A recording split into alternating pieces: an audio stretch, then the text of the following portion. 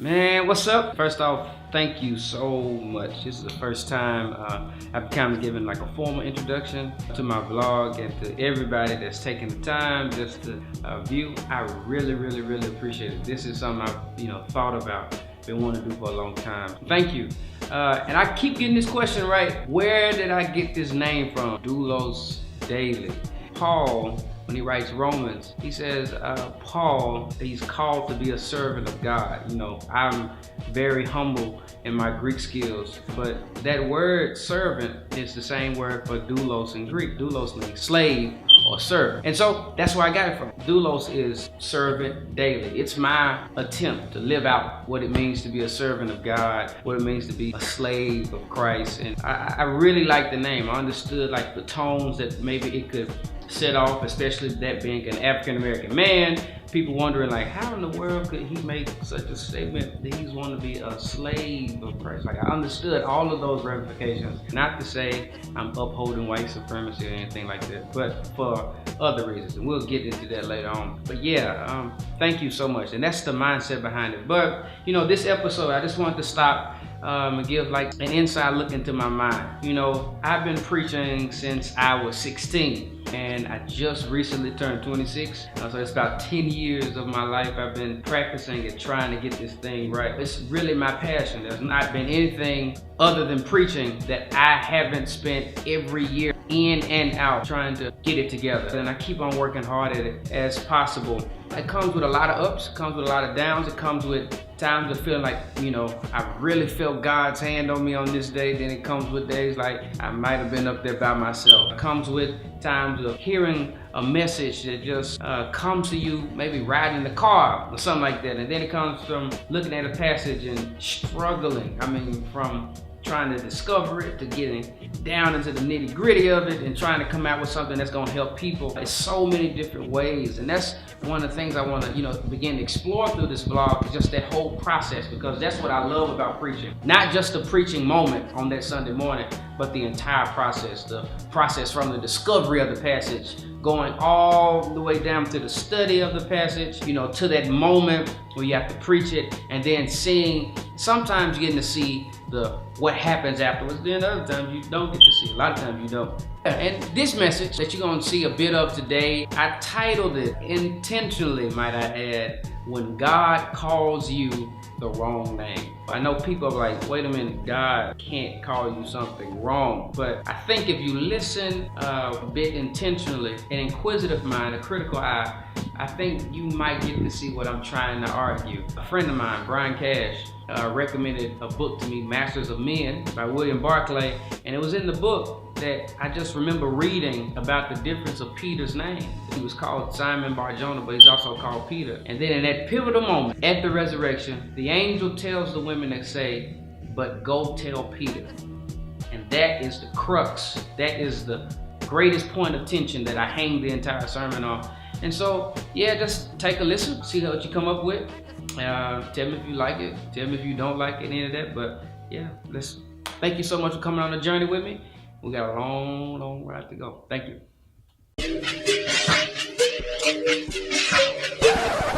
One more thing. You like this shirt? These disciple shirts? I know they dope. I know they're crazy. Please hit me up, inbox me, reach out to me, whatever. I'm gonna make sure I get you one. Thank y'all. Okay.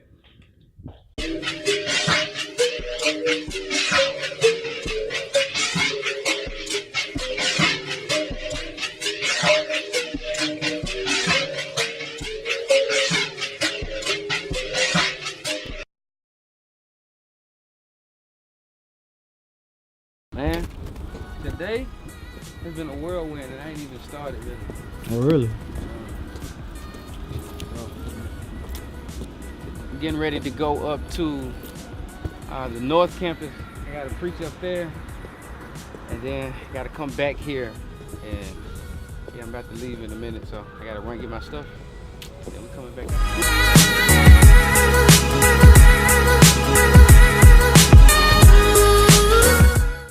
Thank you. He said Deacon Walker. I was like, who is that? We got the video possibly going on with us today. Yeah, and You didn't see my first episode, did you? Huh? You over here? Did you see my first episode? Alright, come on, Craig. You gotta see my first episode.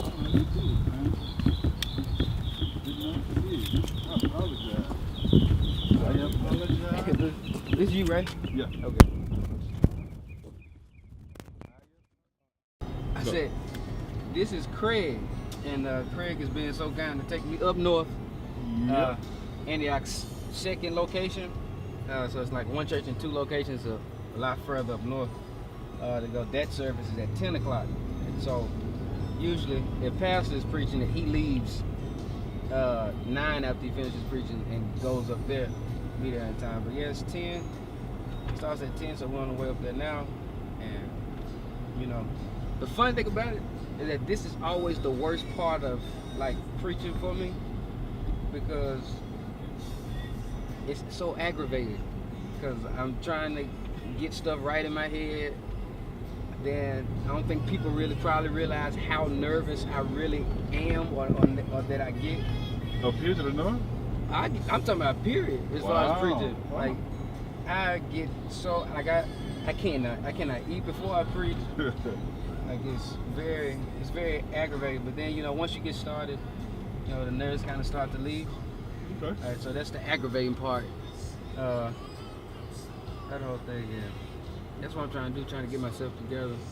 I've been running around so much today, and so I haven't had time to settle, but no excuses.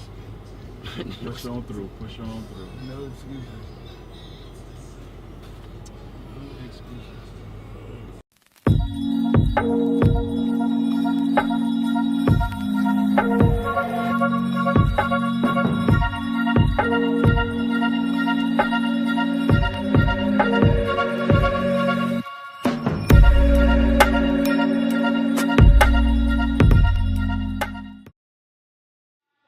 Backtrack. It says he's going before you to Galilee. There you'll see him. Some writers suggest that Mark is doing something intentionally that it was different the first time that they met him, that they would see him. What would be the difference between the first time they met him and the last time that they would meet him? What would be the difference? I thought about it, read about it, and I can only come up with one thing. That this time when they were going back to see him, they would be witnesses of the resurrection. That it's only the resurrection, brothers and sisters, that allows us to see and know Jesus for who he really is. That's why Paul says in 1 Corinthians 15, 13 through 14, he says, but if there is no resurrection of the dead, then not even Christ has been raised. And if Christ has not been raised, then our preaching is in vain. And that means your faith is in vain. That everything that we believe, brothers and sisters, is dependent upon the fact that Jesus got up on Good Sunday morning. Reminds me that I went to the doctor a few weeks ago to get a physical. And while I went there, they wanted to test out my eyesight.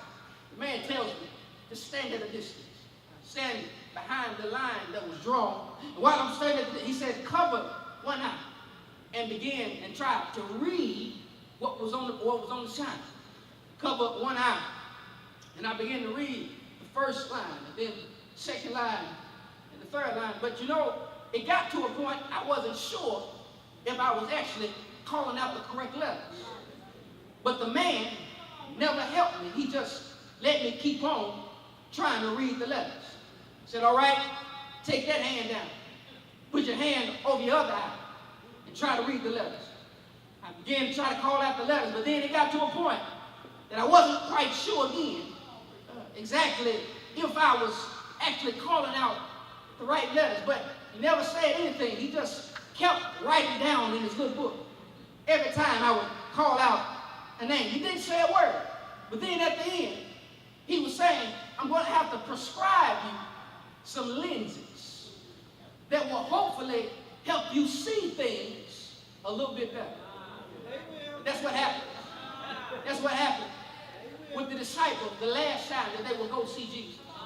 That every time that they would get things wrong, you notice Jesus never condemned them. Jesus would just allow them to make the wrong decision. But this time, he said, I'll prescribe some lenses for you. But these lenses will be dipped in the blood of the resurrection. And although you haven't been able to see me before, this time you'll be able to see me for who I really am.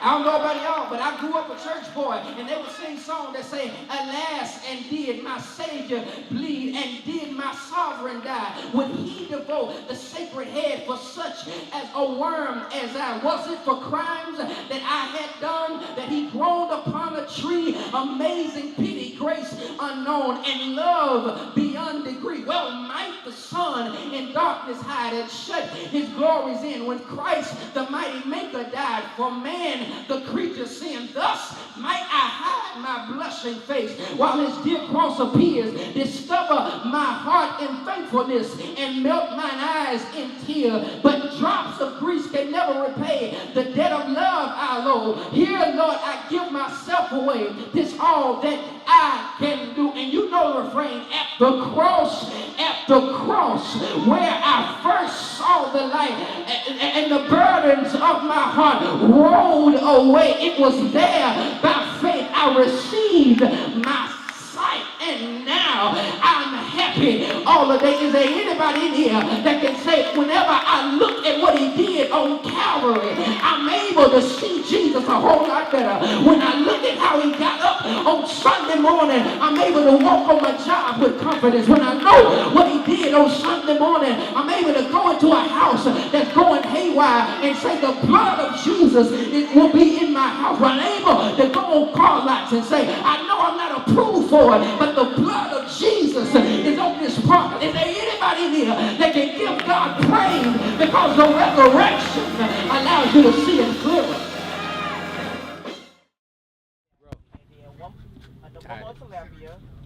What you want? Yams, corn, okra, and tomato. Corn, okra, and tomato. Think about it. Everybody knows corn, okra, and tomato.